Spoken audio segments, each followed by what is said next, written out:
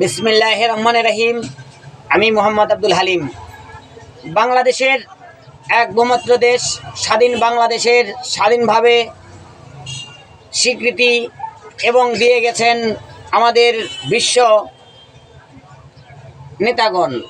আজ 24 সালের যে বিজয়ী এবং ডক্টর মোহাম্মদ প্রফেসর ইউনূস সাহেবের রাজনৈতিক মাঠে এসে তিনি ভোটবিহীন একজন প্রধানমন্ত্রী বাংলাদেশের।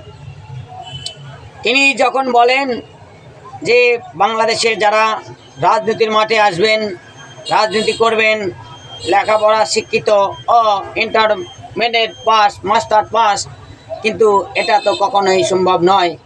কারণ বাংলাদেশ একটা রাজনৈতিক দল এবং সেই রাজনৈতিক দল হলো গরিব দুঃখী মেহনতি মানুষের দুঃখ সুখের সাথী যে ব্যক্তি, সে হোক শিক্ষিত হোক মূর্খ, সে জনগণের পাশে দাঁড়ায় কি না।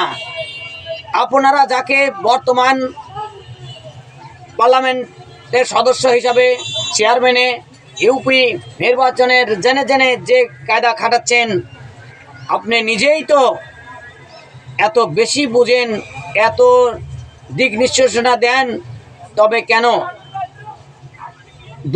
6,000 কোটি টাকা, 600,000 কোটি টাকা আপনি কেন বাংলাদেশের মকুট করে নিলেন? আপনার কথায় কখনোই রাজনৈতিক যারা করেন তারা কখনো জনগণের ভোট ছাড়া কোনো কথাই বিশ্বাস করেন না। আমরা জনগণকে বিশ্বাস করি।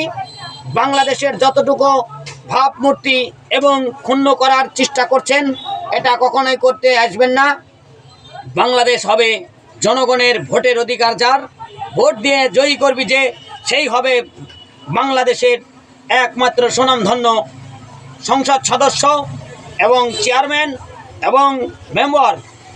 আপনি যেসব কথাগুলো বলেন, আপনার টাকা দিয়ে মনে হয় আমরা রাজনীতি করি, আপনার কিনা গোলাম আমাদের মনে হয় কোনো ব্যাখ্যা আপনাদের থেকে শিখতে হবে এবং আপনাদের ভাষা নিয়ে আমরা আন্দোলন করে যাব না।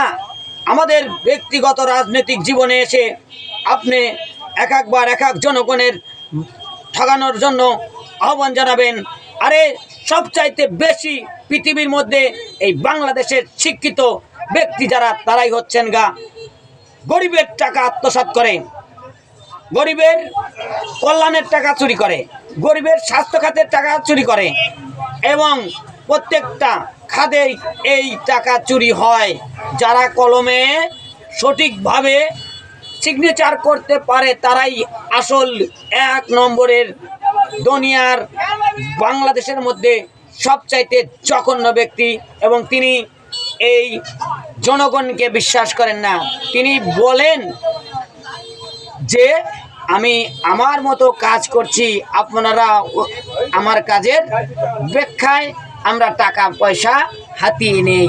আমরা নিজেকে স্মরণ করে দেখি, একমাত্র পার্লামেন্টে যদি সব মূর্খরা যায় জনগণের ভোটে, তাহলে এই পার্লামেন্টে কোনো শয়তান ঢুকতে পারবে না, কোনো চোর ঢুকতে পারবে না।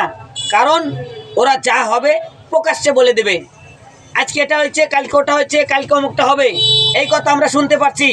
ওরা তো লিখিত না যে গোপনে ওইটা সই করে আত্মসাৎ করবে। তাই মহামান্য রাষ্ট্রপতি, আপনার বিবেক বিবেচনাকে সঠিকভাবে তুলে ধরুন এবং রাজনীতি যারা করে তারা জনগণের ভোট নিয়েই হবেন। এবং আগামী জাতীয় সংসদ নির্বাচনে 26 সালে হোক আর যখনই হোক, যে কোনো লোক এই রাজনীতির মাঠে সহিংসতভাবে সঠিকভাবে মনোনয়ন তুলে আপনারা রাজনীতির মাঠে আসবেন। এই রাজনীতিতে যারা জনগণ ভোট দিবে সেই হবে এক সংসদ সদস্য ইনশাআল্লাহ। আসসালামু আলাইকুম। সবার প্রতি আস্থা রেখে আপনাদের যদি ভালো লাগে একটা লাইক একটা শেয়ার করে পাশে থাকবেন। খোদা হাফেজ।